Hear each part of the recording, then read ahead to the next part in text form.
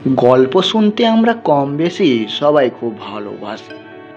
তাই আমি তোমাদের একটা নতুন গল্প শোনাবো। আজকের গল্পটা যারা শুনবে আশা করি কম বেশি সবাই একটু কান্না করে ফেলবে।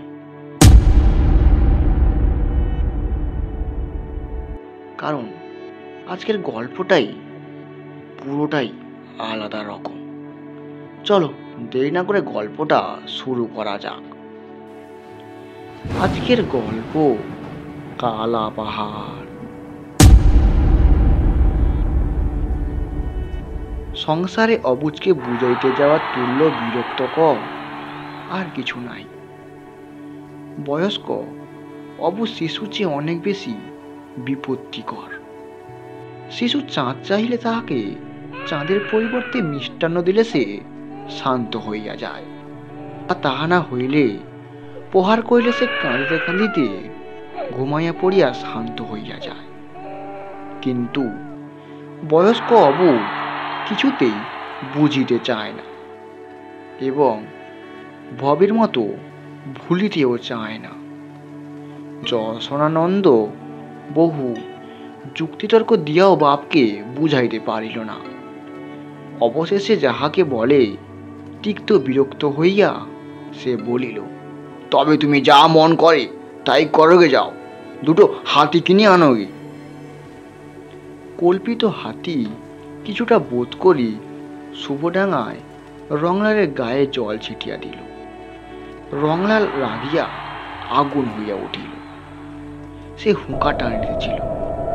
কথাটা কয়েক মুহূর্ত ছেলের মুখের উপর দিকে চাহিয়া রইল। তারপর অকস্মাৎ হাতের হুঁকাটা সজোরে মাটির উপর আছড়িয়া মারিয়া ভাঙিয়া ফেললে বলিল, এই নে নে। যশোদা অবাক হইয়া বাপের মুখের দিকে চাহিয়া রইল। রংলাল বলিল, হাতি হাতি হাতি বললি হারামজাদা, কখনো আমি হাতি কিনবো আমি কি এই বলেছি? যশোদা এ কথার কোনো জবাব দিল না। সেও রাগে ফুলিতেছিল, গুমর হইয়া বসিয়া রইল। রংলাল এতক্ষণে বোধ হয় হাতি কেনে কথাটার একটা জবাব খুঁজিয়া পাইয়াছিল। সেও আবার শ্লেষপূর্ণ স্বরে বলিল, হাতি কেন, দুটো ছাগল কিনবি, বরং ফলাও চাষ হবে, বাঁশের ঝাড়ের মতো ধানের ঝাড় হবে, 3 হাত লম্বা শীষ। চাষার ছেলে লেখাপড়া শিখলে এমনই মুখ্যই হয় কি না? বলি, হ্যাঁ রে মুখ্য, ভালো গরু না হলে চাষ ভালো হয় কি? লাঙল মাটিতে ঢুকবে 1 হাত করে, 1 হাঁটু মাটি হবে গদগদে মোলা ময়দার মতো, তবে তো ধান হবে, ফসল হবে, ভালো ফসল হবে। রংলাল ধরিয়াছে আবার সে গরু কিনবে। এ গরু কেনার ব্যাপার লইয়া পিতা পুত্রে কয়েকদিন হইতেই কথা কাটাকাটি চলিতেছে। রংলাল বেশ বড় ঘরের চাষি, তাহার জোত জমাটও মোটামুটি আছে। জমিগুলো প্রথম শ্রেণী। চাষের উপর যত্ন অপরিসীম তার। বলশালী প্রকাণ্ড যেমন তাহার দেহ, সে কাজে খাটেও সে তেমনই অসুরের মতো। কাপড় করিয়া এক বিন্দু শক্তিও সে কখনো অবশিষ্ট রাখে না। বোধহয় এই কারণেই গরু তাহার প্রচণ্ড শখ। তাহার গরু চাই সর্বাঙ্গ সুন্দর, কাঁচা বয়স, বাহারের রং, সুগঠিত শিং, সাপের মতো লেজার এবং আরো কিছু গুণ না থাকিলেও গরু তাহার ঠিক পছন্দ হয় না। আরো একটা কথা, এ চাকরার মধ্যে তাহার গরুর মতো গরু যেন কারোর না থাকে। গলায় সে ঘুঙুরো ঘণ্টার মালা ঝুলিয়া দেয়। 2 বেলা ছেঁড়া চট দিয়ে তাহাদের সর্বাঙ্গ জড়িয়া মুছিয়া দেয়। শিং 2টাতে খুব ভালো করে তেল মাখা। সময় সময় তাহাদের পদসেবাও করে বটে। কোন দিন পরিশ্রম বেশি হইলে তাহাদের পা টিপিতে টিপিতে বলে, আহা কতই না কষ্ট করলে আস তোরা সত্যি কষ্টের জীব খুব। গত কয়েক বৎসর অজন্মার জন্ম এবং পুত্র যশোদাকে স্কুলে পড়াই বা খরচ বহন করিতে হওয়ায় রংলালের অবস্থা ইদানিং একটু অসচল হইয়া পড়িয়াছে। কিন্তু যশোদা আবার ম্যাট্রিক পাস করিয়াছে, আর গতবার ধানও একটু মন্দ হয় নাই। এই জন্য এবার রংলাল ধরিয়া বসিয়াছে, ভালো গরু তাহার চাই চাই। একজোড়া গরু গতবার মাত্র কেনা হইয়াছে, কিন্তু তাহাদের প্রতি রংলালের মমতা নাই। গরু দুইটি ছোট নয়, বরং মন্দ কোনো মতে বলা চলে না, কিন্তু এই অঞ্চলে তাহাদের চেয়ে ভালো গরু অনেকেরই আছে। যশোদা বলিতেছে, এ বছরটা ওতেই চলুক, আমি একটা চাকরি বাকরি করি, আর এবারও যদি ধান ভালো হয় তবে কিনে এনো আসছে বছর। কিনতে গেলে তো 200 টাকার কম তো হবেই না, সে টাকা তুমি এখন পাবে কোথা? টাকা কোথা থেকে আসিবে সে রংলাল জানে না, তবু গরু তাহার চাই চাই। অবশেষে রংলালের জেদই বজায় থাকিল। যশোদা রাগ করিয়া আর কোনো আপত্তি করিল না। টাকাও জোগাড় হইয়া গেল। যে গরু জোড়াটা তাহার ছিল, সে জোড়াটা তারা বিক্রয় করিয়া দিল মাত্র 100 টাকা। বাকি 100 টাকায় সংস্থান করিয়া দিল যশোদার মা। সে রংলালকে গোপনে বলিল, ওর সঙ্গে ঝগড়া করে কি হবে, তুমি গরু কিনে আনো না, কিনলে আনলে তো আর কিছু বলতে পারবে না। রংলাল খুশি হইয়া বলিল, বেশ বলেছ বেশ বলেছ, তাই করি। তারপর ও আপনার মাথাটুকু কেনে। যশোদার মা বলিল, এই গরু দুটো বেচে দাও, আর এই নাও, এইগুলো বন্ধক দিয়ে গরু কেনো তুমি। ভালো গরু নইলে গোয়াল কি মানায় বলো? সে আপনার গয়না কয়খানি রংলালের হাতে তুলিয়া দিল। রংলাল আনন্দে উচ্ছ্বাসিত হইয়া উঠিল। রংলাল টাকা করি সংগ্রহ করিয়া পাচন্দি গ্রামের গরুর মহিষের বাজারে যাইবার সংকল্প করিল। বাছিয়া বাছিয়া মনের মতো 2টা গরু সংগ্রহ সে করিবে, হয় দুধের মতো সাদা, নয় দধিমুখো কালো 2টি। পাচন্দির হাটে প্রবেশমুখী সে অবাক হইয়া দাঁড়িয়া গেল। হ হ হ, এই যে ওরে বাস রে, এই যে হাজার হাজার রে বাবা, হাজার হাজার না হলেও গরু মহিষ 2 মিলিয়া 1000 খানেক আমদানি পাচন্দির হাটে সবসময় হয়। আর মানুষ তেমন অনুপাতেও 2টি আছে। গরু মহিষের চিৎকারে মানুষের কলরবে সে অদ্ভুত কোলাহল খণ্ডিত হইয়াছে। মাথার ওপর সূর্য তখন মধ্যাকাশে। যেখানটা জানোয়ার কেনা বেচা হইয়াছে সেখানে 1 ফোঁটা কোথাও ছায়া নেই, কিন্তু মানুষের সেদিকে কোনো ভূক্ষেপ নেই। তাহারা অক্লান্তভাবে ঘুরিতেছে। রংলাল সেই ভিড়ের মধ্যে কোথায় যেন একটা মিশিয়া গেল। গরুগুলি এক জায়গায় গায়ে গায়ে ঘেঁষিয়া দাঁড়িয়ে আছে, চোখে চকিত দৃষ্টি। পাইকারগুলো চিৎকার করিতেছে পুরো ফেরিওয়ালাদের মতো, এই যায় এই যায়, এই গেল বাঘ বাচ্চা, আরো ঘোড়া আছে। রংলাল তীক্ষ্ণ দৃষ্টিতে আপনার মনের মতো সামগ্রীর সন্ধান করিতেছিল। ওদিকটায় গোলমাল হইতেছে প্রচন্ড তর্ক, ঠিক কান পাতা যায় না, মনে হয় যেন দাঙ্গা বাঁধিয়াছে। রংলাল এই দিকটার পানেই চলিতে লাগিল। এ দিকটায় মহিষের বাজার। কালো কালো দুর্দান্ত জানোয়ারগুলোকে অবিরাম ছুটিয়া লইয়া বেড়াইতেছে। পাইকারদের দল চিৎকার করিয়া বড় বড় বাঁশের লাঠি দিয়ে অবিশ্রান্ত পিটাইতেছে। জানোয়ারগুলা ছুটিয়া বেড়াইতে পুরো জ্ঞান শূন্য। কতগুলা একটা পুকুরে জলে পড়িয়া আছে।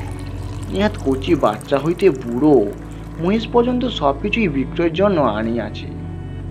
কতগুলা গায়ের চামড়া উঠিয়া গিয়া রাঙা ঘা থক থক করিতেছে। আর একটু দূরের আম গাছে ঘেরা একটা পুকুরের পাড়ে অনেক লোকের ভিড়। রংলাল সেখানে গিয়ে কি আছে দেখিবার জন্য চলিতে লাগিল। একটা পাইকার মহিষ তাড়াইয়া আনিতেছিল।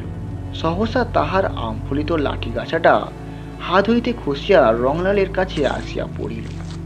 রংলাল একটু রাগ হইল, সে লাঠি গছাটা তুলিয়া লইল। পাইকারটার অবসর নেই, সে অত্যন্ত ব্যস্ততা প্রকাশ করিয়া বলিল, দাও দাও দাও, লাঠিটা দাও তো হে। যদি আমার গায়ে লাগতো, থাকতো নয় খানিক, টুকচা রক্ত পড়তো, আর বেশি কিছু হতো কি? রংলাল অবাক হইয়া গেল। রক্ত পড়তো আর কি হতো? দাও দাও ভাই দাও, দিয়ে দাও, হাত ফসকে গিয়েছে, দাও দাও, দিয়ে দাও তো। রংলালকে ভালো করিয়া একবার। পাইকারটি বিনয় প্রকাশ করিয়া বলিল। লাঠি কাছিটা দিতে গিয়া রংলাল শিউরিয়া উঠিল। এ কি, লাঠির প্রান্তে সে সূচর অগ্রভাগ বাহির হইয়া রইয়াছে। পাইকারটি হাসিয়া বলিল, ও, আর দেখে কাজ নেই, কাজ নেই, দিয়ে দাও ভাই, দিয়ে দাও। রংলাল বেশ করিয়া দেখিল, সূচে অগ্রভাগই বটে, দু একটা নয়, 3-4টে বলেই মনে হয়। হঠাৎ একটা শোনা কথা তাহার মনে পড়িয়া গেল। পাইকারের লাঠির ডগায় সূচ বসাইয়া রাখে, ওই সূচের খোঁচা খাইয়া মহিষগুলা এমন জ্ঞান শূন্যের মতো ছুটে বেড়ায়। উফ! সে একটা দীর্ঘশ্বাস ফেলিল। পাইকারটি বলিল, কি কিনবে কি কর্তা? মহিষ কিনে তো লাও, ভালো মহিষ দিব, সস্তা দিব, আয় আয় আয় আয় আয় আয় আয় বলিয়া রংলালকে দেখাইয়া সে মহিষগুলোকে ছুটাইতে আরম্ভ করিল। বাপরে বাপ বলিয়ারি, বাপরে আমার, মাঝে মধ্যে আবার আদরও করিতেছে। রংলাল আসে উঠিল একটা বাগানে, চারপাশেই মহিষের মেলা। এগুলি বেশ একটু হিষ্টপিষ্ট, আর অযথা তাড়ানোর ফলে ছুটিয়া বেড়াইতেছে না। শান্তভাবে কোনাটি বসিয়া, কোনটি দাঁড়াইয়া চোখ বুঝিয়া বুঝিয়া রোমন্থন করিতেছে। গরুয়ে বাগানে নাই। রংলাল সেখান হইতে ফিরিল, কিন্তু একেবারে গানের শেষ প্রান্তে আসিয়া থমকিয়া দাঁড়িয়া কহিল, এ কি মহিষ নাকি হাতি? প্রকাণ্ড বিপুলাকায় মহিষ রংলাল কখনো দেখে নাই। কয়েকজন লোকও সেখানে দাঁড়িয়াছিল।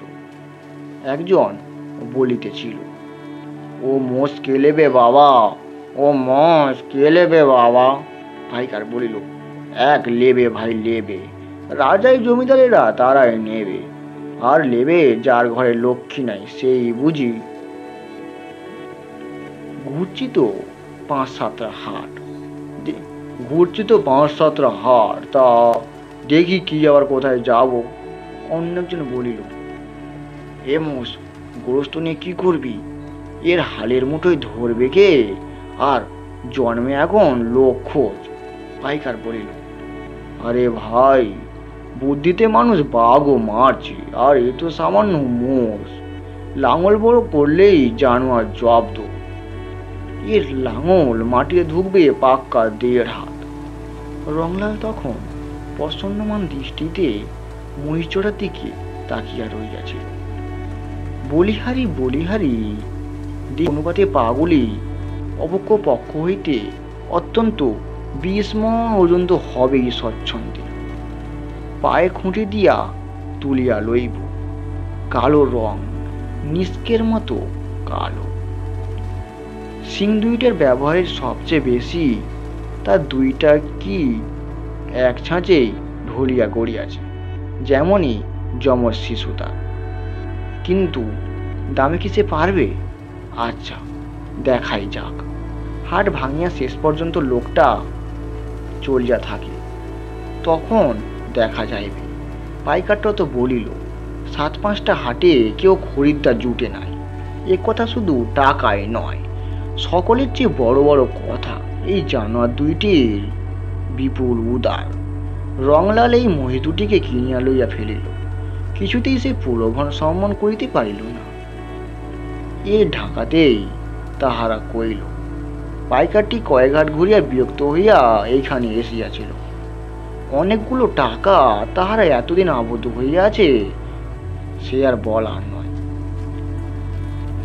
দেখিল সত্যি রংলালের আর সম্বল নাই, তখন 198 টাকাতেই মহিষ দুটি রংলালকে দিয়া দিল। রংলালের মুখখানা উজ্জ্বল হইয়া উঠিল। সে কখনো কল্পনাতেও তার দেশের লোক সপ্রংশে বিস্তারিত দৃষ্টি যেন প্রতীক্ষা নিখরণ করিল। কিন্তু যত সে বাড়ির নিকটবর্তী হইতে লাগিল, তার উৎসাহ ক্ষীণ হইয়া অবসাদ প্রবল হইয়া উঠিল। লেখাপড়া জানা ছেলেকে তাহার বড় ভয় হয়। তার কথাবার্তার জবাব দিতে রংলালের হাঁপ ছাড়িয়া উঠিতে পারে না। ছাড়া এত বড় দুটি জানোয়ার উদরপূর্ণা করা এত সহজ নয়।